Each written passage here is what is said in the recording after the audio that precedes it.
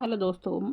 मंगल लक्ष्मी के आज के एपिसोड में आपने देखा कि मंगल ये जानकर टूट जाती है कि नील असल में उसका असली बेटा है, जबकि ईशाना सुनीता की बेटी है। इस बीच सच्चाई से अनजान नील आदित्य से अपनी साइकिल की मरम्मत के पैसे मांगता है। आदित्य नील को सख्ती चेतावनी देता है कि वह उसके बच्चों से दूर रहे, वरना वह पुलिस में शिकायत दर्ज कर देगा। चेतावनी देने के बाद आदित्य नील को गुस्से में छोड़कर चला जाता है। उधर मंगल हाईवे पे अजीब तरह से भटक रही होती है और विचारों में खोई हुई होती है, और इस खुलासे से हैरान कि ईशाना उसकी बेटी नहीं है।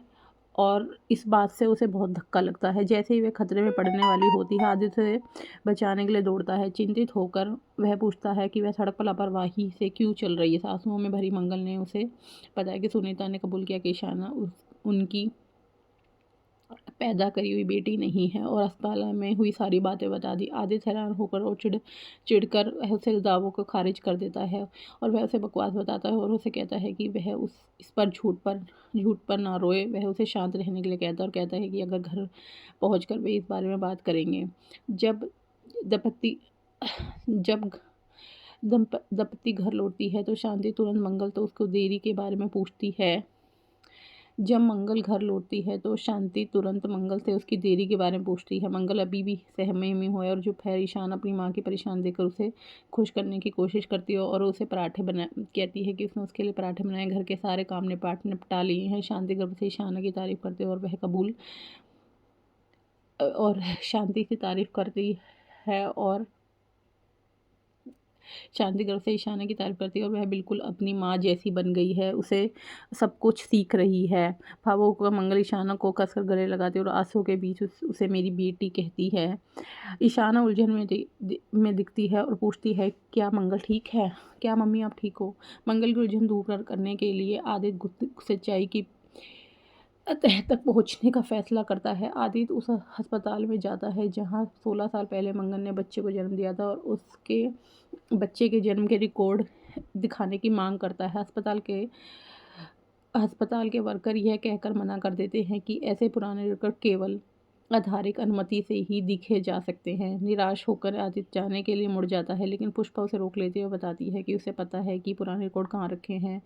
वह उसे स्टोरेज रूम में ले जाती है। वह यह स्वीकार करती है कि मंगल को सच उसी ने बताया था। क्रोधित होकर आदित्य उस पर मंगल पर गुमराह करने और परेशान करने का आरोप लगाता है। घर वापस आकर मंगल ईशाना की देखभाल करती है, क्योंकि खाना बनाते समय गलती से उसका हाथ कट जाता है। घाव पर पट्टी बांधती हुई मंगल प्यार से ईशाना को खाना खिलाती है और कहती है कि वह अपनी बेटी को कभी अपने पास से जाने नहीं देगी।